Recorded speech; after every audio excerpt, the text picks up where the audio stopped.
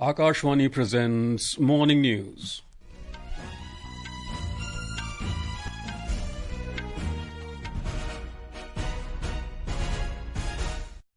Good morning, I am Nishit Kumar. The headlines. Prime Minister Narendra Modi to embark on a 6-day visit to Nigeria, Brazil and Guyana today to strengthen bilateral and multilateral ties to attend G20 Summit in Brazilian city of Rio De Janeiro. Prime Minister asserts government making steady efforts for bringing lasting peace in the northeast region. Campaigning in full swing for assembly elections in Jharkhand and Maharashtra. 10 newborns die after fire breaks out in Maharani Laxmi Medical College at Jhansi in Uttar Pradesh. NCB seizes cocaine worth 900 crore rupees in Delhi.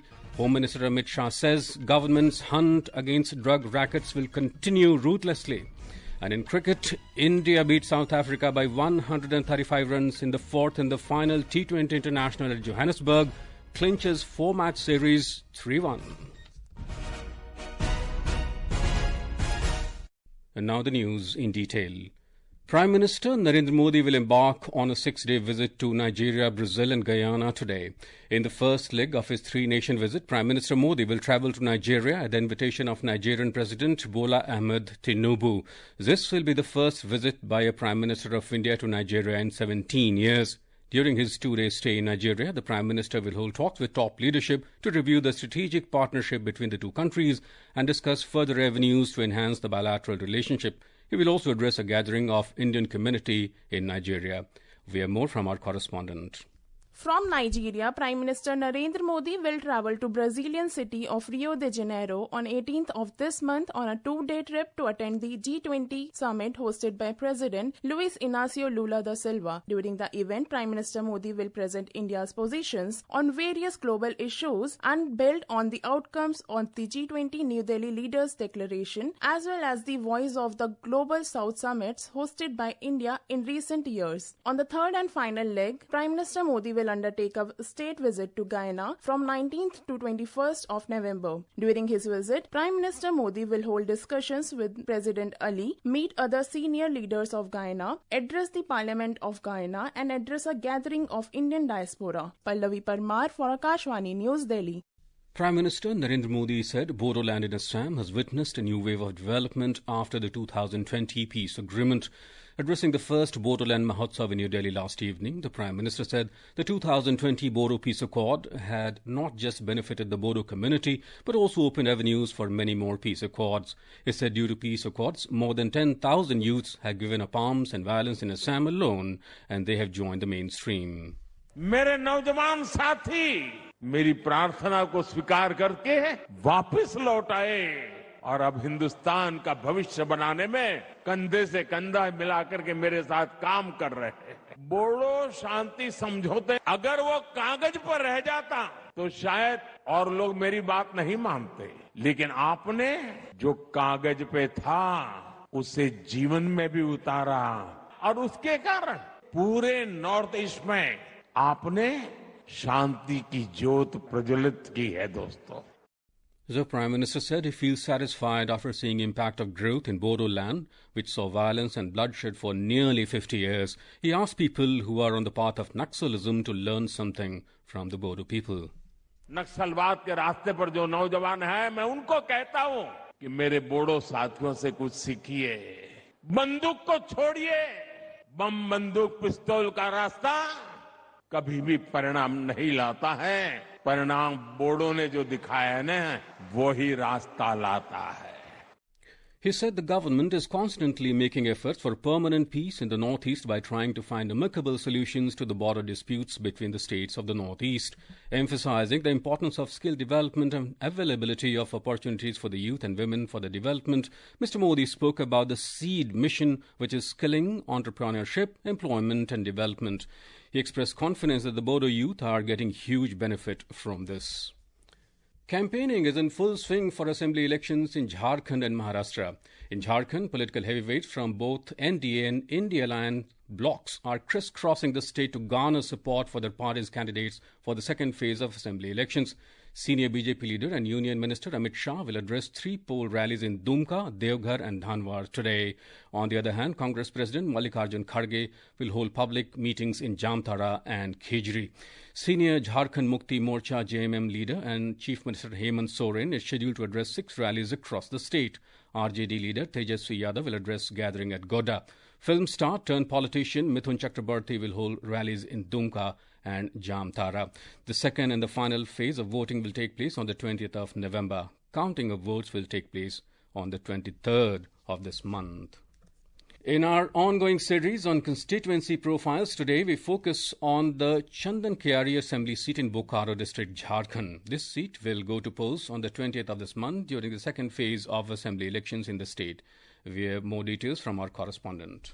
Chandan Kyari is a reserved seat for scheduled castes. The leader of opposition, Amar Kumar Bauri, is contesting from this seat. Mr. Bauri, who has won twice, is seeking a third term. The Jharkhand Mukti Morcha, JMM, has fielded Umakant Rajak, who was earlier with the AJSU party. Under the seat-sharing arrangement of the NTA, this seat was allotted to the BJP. However, AJSU denied ticket to Umakant Rajak and he subsequently joined the JMM. Although 8 candidates, including 3 independents, are in the fray from the seat, the main contest is expected to be between Amar Kumar Bauri of the BJP and Umakant Rajak of the JMM. Key issues in the constituency include scarcity of drinking water, inadequate power supply and migration. With KK Lal's report from Ranchi, Akhila for Akashwani News.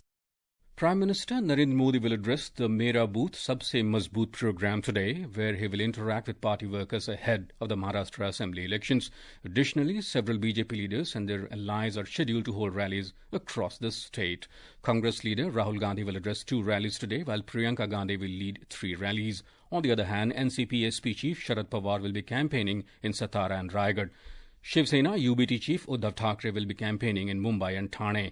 Voting for all the 288 constituencies in Maharashtra will also take place on the 20th of this month.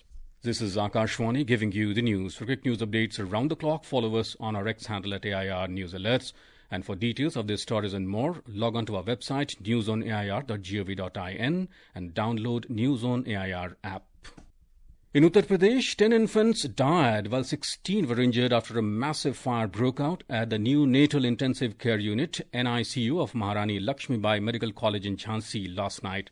ADG Zone Kanpur Alok Singh supervised the rescue work and confirmed that the fire was caused by an electrical short circuit. He said 47 infants were admitted to the NICU ward at the time the fire broke out and several infants have been rescued. Deputy Chief Minister Brajesh Pathak visited the medical college in Jhansi. Later addressing media, Mr. Pathak termed the incident as extremely unfortunate. He said the government is taking steps to ensure a thorough investigation into the tragedy. He also reassured the public and the grieving families that the government stood with the children and their families during this difficult time. घटना की उच्च स्तरीय जांच के आदेश दिए गए हैं। साथ मजिस्ट्रेटी जांच होगी। 24 घंटे के अंदर स्थानीय प्रशासन से प्राथमिक जांच रिपोर्ट देने के लिए कहा गया है। 10 बच्चों की दुर्भाग्यपूर्ण मृत्यु हुई है। 7 बच्चों का शिनाख्त हो चुकी है और हमारी सरकार पूरी पीड़ित बच्चों के साथ है, उनके परिवार के साथ है इस दुख की घड़ी में। The Chief Minister has sought a report on the incident from Jhansi Divisional Commissioner and Deputy Inspector General of Police within 12 hours. Prime Minister Narendra Modi has expressed grief over the tragic loss of innocent lives in the fire that broke out at the Jhansi Medical College in Uttar Pradesh. The Prime Minister, in a social media post, offered his condolences. The Prime Minister also assured that the local administration, under the supervision of the Uttar Pradesh state government, is making every possible effort to assist in relief and rescue operations. The Narcotics Control Bureau, NCB, has busted one of the largest hauls of cocaine worth around 900 crore rupees in a major operation in Delhi. The Home Ministry said in a statement, the investigation conducted so far revealed that a group of people based abroad is operating the syndicate. It said some quantity of the seized contraband was intended to be sent to Australia through courier or small cargo services. Earlier in the day, NCB, Indian Navy and Anti-Terrorism Squad's ATS of Gujarat Police carried out a joint operation and busted an international drug trafficking cartel along the Gujarat coast. The security agencies seized 700 kilograms of contraband methamphetamine. Union Home Minister Amit Shah has congratulated the NCB for its significant success. He asserted that the Narendra Modi government's hunt against drug rackets will continue ruthlessly. National Press Day is being celebrated across the country today to honor the essential role of a free and responsible press in society. It was on this day in 1966 that the Press Council of India began its operations as a moral watchdog to ensure that the press maintains high standards and is not unduly influenced or threatened. Union Minister for Information and Broadcasting Ashwini Vaishnav will address the celebrations of this year's National Press Day in New Delhi today. We have a report. Press Council of India has played a vital role in safeguarding press freedom and maintaining ethical standards in journalism. The Council has been instrumental in issuing guidelines and principles to help journalists regulate their conduct and has consistently appealed for media responsibility during times of national crisis. The theme for this year's Press Day is Changing Nature of the Press, reflecting the evolving dynamics of the media landscape. The day is commemorated through various activities, including the National Awards for Excellence in Journalism and the release of a souvenir. With Pallavi Perma's report, Vishnu P.S., Akashwani News, Delhi. In Uttar Pradesh, the iconic riverbanks of Varanasi were set aglow with a record 17 lakh earthen lamps on the occasion of the Deepavali celebrations last evening. With an additional 4 lakh lamps around the temple city Kashi, the city of Lord Shiva dazzled with an extraordinary display of spirituality and celebrations.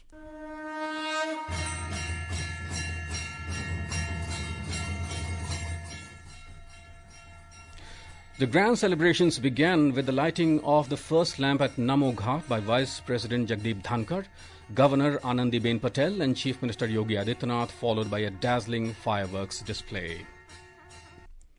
In cricket, India beat South Africa by 135 runs in the fourth and the final T20 International at the Wanderers Stadium in Johannesburg last night. With the win, India have clinched the four-match series 3-1. Opting to bat first, India posted a huge total of 283 for the loss of 1 wicket in stipulated 20 overs. In response, South Africa were bundled out for a mere 148 in 18.2 overs.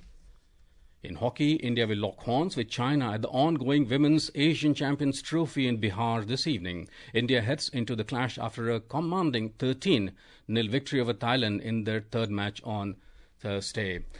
The air quality in Delhi NCR has deteriorated to the severe category with an air quality index AQI of 404 recorded at 7 this morning. According to the Central Pollution Control Board, CPCB, the AQI in Delhi's Bhavana station was recorded at 438, Anand Vihar at 436, Alipur at 433, Ashok Vihar at 438, Rohini at 426 and Punjabi Bagh at 425. The India Meteorological Department has forecast that Delhi and NCR are likely to experience smog and shallow fog during the night and morning hours over the next 2 days. And now for a look at today's newspapers, it's over to Subhadra Ramachandran. Thank you, Nishit. News of PM Modi commemorating the Janjatiya Divas and saying tribal welfare is top priority of government is covered by all leading dailies. Home Minister Amit Shah, while addressing election rallies in Maharashtra, says Waqf law will be amended despite opposition, according to Hindustan Times. President Anura's coalition wins big in Sri Lanka's polls is a top story in The Hindu. At COP29, India reminds world about challenges posed by climate change is a front-page story in The Statesman. India's GDP grew to grow at 7.2% in 2024, according to Moody's, says The Asian Age. After BCCS objection, ICC cancels Trophy Tour and POK is the headline in the Tribune. And finally, in a U-turn, brokerage firm CLSA backs India over China after Trump victory, says Financial Express. And with that, it's back to you, Nishit. Thank you, Subhadra. And now, before we end the bulletin, the headlines once again. Prime Minister Narendra Modi to embark on a 6-day visit to Nigeria, Brazil and Guyana today to strengthen bilateral and multilateral ties to attend G20 Summit in Brazilian city of Rio De Janeiro. Prime Minister asserts government making steady efforts for bringing lasting peace in the northeast region. Campaigning in full swing for assembly elections in Jharkhand and Maharashtra. 10 newborns die after fire breaks out in Maharani Laxmi Medical College in Jhansi in Uttar Pradesh. NCB sees cocaine worth 900 crore rupees in Delhi. Home Minister Amit Shah says government's hunt against drug rackets will continue ruthlessly. And in cricket, India beat South Africa by 135 runs in the fourth and final T20 International at Johannesburg.